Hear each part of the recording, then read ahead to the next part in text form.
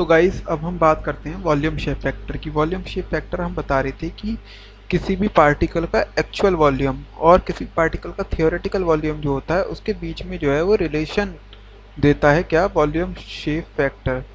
तो ये बताता है कि जो हमारा एक्चुअल वॉल्यूम होता है पार्टिकल का वो क्या होता है, डायरेक्टली प्रोपोर्शनल होता है theoretical volume of the particle. ठीक है, the actual volume it tells us about the relative difference between the actual volume of the particle to the theoretical volume of the particle। ठीक है, ये बताता है any particle. अब हम कैसे लिखते हैं इसको, v is directly proportional to d equivalent का क्यूब। ये इक्विवेलेंट डायमीटर हमारा d होता है। अगर हम इसको d क्यूब कर देंगे तो ये 3 डायमेंशन में हो जाएगा। तो ये हमारा क्या हो जाएगा, थियोरेटिकल वॉल्यूम किसी भी पार्टिकल का। हम एज्यूम करके चलते हैं, ठीक है, इसको हम एज्यूम करके चलते हैं। अब v इज इक्वल टू, अगर प्रोपोर्शनलिटी साइन हटाएंगे तो एक कांस्टेंट जुड़ जाएगा ना, तो a इंटू डी इक्विवेलेंट का क्यूब। तो a यहाँ से क्या आ जाएगा, v अपॉन डी इक्विवेलेंट का क्यूब। ठीक है, ये हमारा आ जाएगा। What will be the shape factor of a cylinder having diameter 5 centimetre and height 2 centimetre. अब हम शेप फैक्टर निकालना है। हमने क्या पढ़ा था कि हमारा शेप फैक्टर दो टाइप का होता है, एक हमारा सरफेस शेप फैक्टर और एक हमारा होता है वॉल्यूम शेप फैक्टर। अगर आपको वॉल्यूम शेप फैक्टर के बारे में बोला गया है तभी आप निकालो, ठीक है। अगर आपको खाली शेप फैक्टर दिया हुआ है तो हम निकालते हैं खाली क्या, सरफेस शेप फैक्टर। जो हमने पढ़ा था कि रेसिप्रोकल होता है स्पेरिसिटी का। तो सबसे पहले हमें क्या निकालना पड़ेगा, हमको स्पेरिसिटी निकालनी पड़ेगी। ठीक है, हमारे पास क्या दिया है इसमें, हमारे पास एक सिलेंडर दिया है जिसका जो है डायमीटर दिया है हमें 5 सेंटीमीटर और जिसकी हाइट दी है हमें 2 सेंटीमीटर। ठीक है, तो इसके हिसाब से हम एंटिसिपेट करेंगे और निकालेंगे क्या, स्पेरिसिटी। तो स्पेरिसिटी का हमने बहुत बार फॉर्मूला पढ़ लिया कि 6 B P upon D P into S P, जहाँ पे बी पी होता है हमारा volume of the particle, D P होता है इक्विवेलेंट डायमीटर और एस पी होता है हमारा surface area of the particle. तो सिलेंडर के एरिया में हमारा वॉल्यूम क्या होगा, वॉल्यूम ऑफ सिलेंडर क्या होता है, ठीक है, वॉल्यूम ऑफ सिलेंडर होता है हमारा पाई आर स्क्वायर एच। क्या होता है हमारा, वॉल्यूम ऑफ द सिलेंडर होता है हमारा पाई आर स्क्वायर एच। और surface area of the cylinder क्या होगा हमारा, surface area of the cylinder होता है 2 पाई आर और एच प्लस आर। ठीक है, ये हमारा क्या होता है, सरफेस एरिया। अब उसके बाद हम बात करते हैं,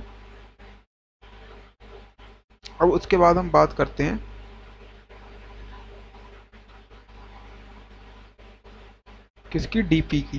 भाई हमारे पास 6 वीपी हो गया, वीपी इधर से हमें डी दिया हुआ है, तो हम क्या निकाल लेंगे, आर निकाल लेंगे। आर क्या हो जाएगा हमारे पास 2.5 सेंटीमीटर हो जाएगा। ठीक है, कोई दिक्कत वाली बात है नहीं। अब हम खाली कुछ नहीं करना, अब हमको खाली फॉर्मूले में पुट करना है। अब हमको खाली क्या करना है, फॉर्मूले में पुट करना है। तो इधर से डी पी हमें पता है कि 6 by pi into V P होता है। वी पी हमारा क्या हो गया यहाँ पे, पाई आर स्क्वायर एच। ठीक है, वी पी क्या हो गया हमारा, पाई आर स्क्वायर एच। अब आर हमें पता है 2.5 और एच दिया हुआ है हमें 2। ठीक है, तो हम निकाल लेंगे डी पी यहाँ से। तो ये डी पी क्या आ जाएगा हमारे पास, 4.22 सेंटीमीटर आ जाएगा। अब surface area of the particle 2 pi r h plus r. ठीक है, ये तो कर्व्ड सरफेस हो गया और ये हमारा दोनों ऊपर नीचे का हो गया पाई आर स्क्वायर। अब क्या करेंगे हम इसको, 2 pi r h plus are, ये हमें surface area of the cylinder होता है, इसमें वैल्यू पुट करेंगे तो सरफेस एरिया की वैल्यू आ जाएगी। सिमिलरली वॉल्यूम की वैल्यू कैसे निकाल लेंगे हम, पाई आर स्क्वायर एच रख के। ठीक है, आर हमारे पास क्या है 2.5 सेंटीमीटर और एच है हमारे पास 2 सेंटीमीटर। तो सिंपल हमारा ये निकल जाएगा। अब आगे बढ़ेंगे तो आगे हम देखेंगे कि बस क्या करना है हमारे पास, भाई वॉल्यूम ऑफ द पार्टिकल आ जाएगा, सिलेंडर सरफेस एरिया आ जाएगा और हमारे पास डीपी यहाँ से ये आ गया। अब क्या करेंगे हम, फाई की वैल्यू हमारी निकल जाएगी यहाँ से और हमें निकालना क्या है भाई, सरफेस फैक्टर निकालना है। ठीक है, शेप फैक्टर। तो हम पता है कि रेसिप्रोकल होता है, तो 1 अपॉन फाई कर देंगे तो 1 अपॉन 0.7898। तो यही चीज़ हमें निकालनी थी, सिंपल सा क्वेश्चन था। ठीक है, अब हम आगे बढ़ेंगे। आगे बढ़ने से पहले एक बार और अपनी जो फॉर्मूले हैं वो टिप पे रख लीजिए। जो हमारा फाई का फॉर्मूला होता है, अगर हमको फॉर्मूले क्लियर हैं तो न्यूमेरिकल सॉल्व करने में इतनी देर नहीं लगेगी। ठीक है, हमारे जो फाई का फॉर्मूला होता है वो 6 V P upon D P into S P. ठीक है, D P into S P. और जो हमारा डी पी का फॉर्मूला होता है वो हमारा होता है क्यूब रूट ऑफ, इसको हम कहते हैं क्यूब रूट ऑफ, ठीक है, 6/पाई इंटू वी पी। यही होता है ना, यही होता है ना हमारा। दो फॉर्मूले हमने ही पढ़े। और सबसे पहले अगर आपको कोई भी पार्टिकल दिया हुआ है, आपको उसका वॉल्यूम और सरफेस एरिया पता होना चाहिए, तभी आप उसके हिसाब से अपनी स्फेरिसिटी फाइंड आउट कर सकते हो। एक क्वेश्चन और देखते हैं। यहाँ पे हमें दिया हुआ है कि find out the volume shape factor. यहाँ पे बात कर दी इसने वॉल्यूम शेप फैक्टर की, यहाँ पे बात कर दी इसने वॉल्यूम शेप फैक्टर की। ये shape factor surface shape factor है, ठीक है। ये हमको 1/5 निकालना है। एंड स्पेरिसिटी, स्पेरिसिटी हमको पता ही है हम किस तरीके से निकालते हैं, हमने बहुत बार देख चुके हैं। Having geometry h is equal to 3d, ठीक है। हमारी जो हाइट है वो 3 टाइम्स ऑफ डायमीटर है, ठीक है। हमारी जो हाइट दे रखी है इन्होंने, हमारी जो हाइट दे रखी है वो दे रखी है 3 टाइम्स ऑफ डायमीटर के। And assume its diameter as equivalent diameter. और डायमीटर जो है वो किसके इक्वल है, डी इक्विवेलेंट के, ठीक है, डी इक्विवेलेंट के। तो सबसे पहले अगर हम फाई निकालेंगे, सबसे पहले तो हम फिगर बनाएंगे। तो इन्होंने क्या दे रखा है हमको, इन्होंने दे रखा है भाई साफ साफ की डायमीटर हमारा क्या है, डी है, और जो हमारी हाइट है वो 3 टाइम्स है डायमीटर की। तो डायमीटर हमारा डी हो गया और ये हमारा 3d हो गया। इधर से हम क्या करेंगे, हमने सिलेंडर का पाई आर स्क्वायर एच वॉल्यूम पता था और सरफेस एरिया क्या था, 2πr h प्लस आर, ठीक है। उसमें हम वैल्यू पुट करेंगे इनकी, तो हमारे पास ये निकल के आ जाएगा। और अल्टीमेटली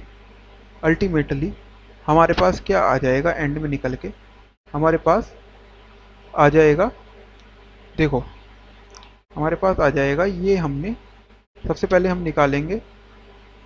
हम निकालेंगे सरफेस एरिया, ठीक है। सरफेस एरिया ये निकल जाएगा हमारा इजी तरीके से बिल्कुल, 2πr और h प्लस आर, ठीक है, h प्लस आर। इसमें वैल्यू पुट करनी है। इसमें क्या करना है खाली हमें कि भाई ये हमको दिया हुआ है 2π d/2, r को हम ले लेंगे d/2, ठीक है।